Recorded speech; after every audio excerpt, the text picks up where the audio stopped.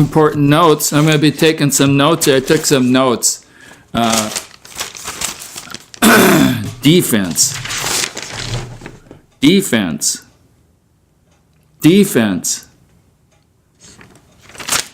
Okay, well, I haven't done a sports play-up for a while, and with the Final Four, I haven't done a sports play-up for a while, so welcome back.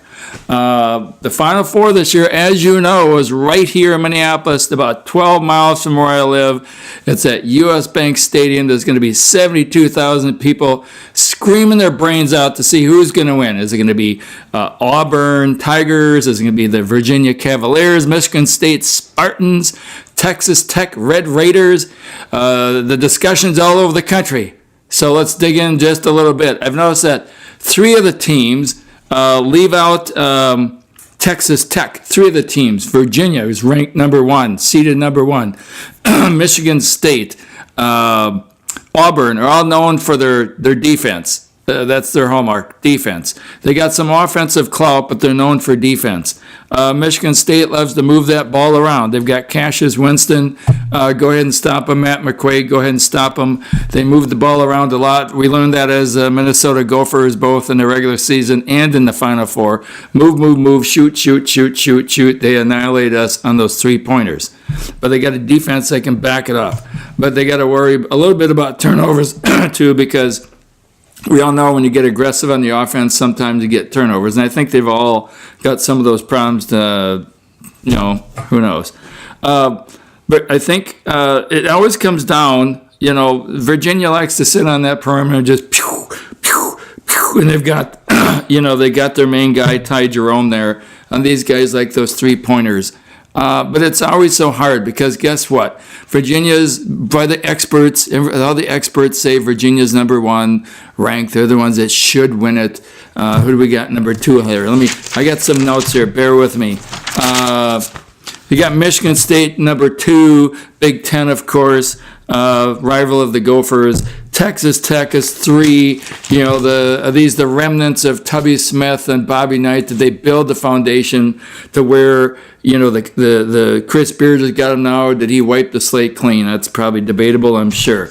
Auburn, number four. They're not very good at rebounding, et cetera, et cetera. You got one guy you got to watch out for. You got to watch out for everybody, but everybody's going to focus on Jared Harper. And they're without their big player, Okeke. But here's the thing. You can analyze all you want, and on paper, Duke should have beaten Michigan State on paper. Duke should be in the Final Four on paper. I picked Duke to win it in my bracket on paper. But it all comes down, you got to play. Anything can happen. So I'm picking, I kind of have a Midwesterner's slant here, but I'm going with Michigan State. You got the fiery Izzo, you got Winston, you got McQuaid, you got Henry. We know if Henry dogs it, Izzo's going to get after him. Izzo's been, to the Final Four like 8 times. This is 9th or 8th or something. Anyways, the dude knows how to win, and he's bringing that mentality. First time, I believe, for everybody else. So the results will be what they are. So welcome to Minneapolis. There's lots to do. You're coming at the right time because the temperature, it's 44 today, which is the Thursday before the Saturday games. So, but it's going to get warm and be like 60, 65, 70 by Saturday. So blue skies, sunny, the snow's gone. You'll love it. Got the Mississippi River down there. Got lots of bars and restaurants. You got the Mall of America sitting out there.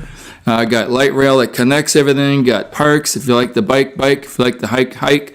The warehouse district is not far from just on the other end of downtown from the U.S. Bank. So just come and have some fun. But here's the thing that Coach K of Duke brought up. When he gave that speech last weekend, he brought up that the NCAA has got to change the way they operate. Let's face it, they're bringing in $1 billion for March Madness. That's a lot of money.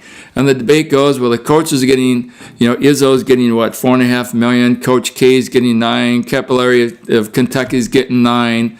But the players are only getting these little itty-bitty scholarships. But there's big sponsorship money, Nike, Adidas, tennis shoes. Remember the whole Nike tennis shoe explosion on Zion Williamson, and he's going to be a high entry in the draft, and you've got all these freshmen that are going into the draft after 1 year. It's a lot of this one and done. And I just had this debate at work. It's like, well, on one hand, it's a college, but on the other hand, the money is NBA type money. And these players, if you can sign and get 2, 3, 4, 5, 10 million, whatever. Look at Anthony Davis, one and done. Now he's going to get 40 million after 5, 6, 7, 8 years. My personal belief is if you can get 5, 6, 7, 8 million, maybe you can just take classes as you go along, or maybe when your career's done, you can go back to school or something, just whittle away at it. Because you go to school, most likely you're not going to start at 5 million like these guys are. So, but that's the dilemma. It's supposed to be a college environment, but there's big NBA professional money. So the question I posed is, okay, so players should get paid. Football brings in revenue. Basketball brings in big revenue. Up here in the Midwest, hockey brings in big revenue. And they fund all the other athletic programs. So what should the players get? What should a water polo player get versus a wide receiver, say, for Ohio State, or a quarterback? What should Cassius Winston of Michigan State, he's their premier player, should he get more than any other player? Or should he be the same? Or does that just ruin the sanctity of amateur sports, even though the money is not amateur when you're bringing in $1 billion? Anyways, questions to ponder, questions we've been pondering. Coach K is pondering it. What do you think? And by the way, who do you think is going to win? My pick, I'm going with Michigan State. I know Virginia is ranked number 1 theoretically on paper, but Izzo just beat Duke. Michigan State just beat Duke. They're hungry. They moved the ball around. They got those players. They three-pointers. They got the defense. They know how to win. They've got the mentality. I can't discount Texas Tech. I can't just blow off Auburn. They're there for a reason. Virginia is not going to go down quietly. But I'm going Michigan State. I don't have any great reason. It seems like they've got an edge. You beat Duke. You play the way they played. I saw them wipe out the Gophers. You got Izzo has been in the Final Four. I'm going Michigan State. Who are you going for? And that, my friend, is Sports Blabb.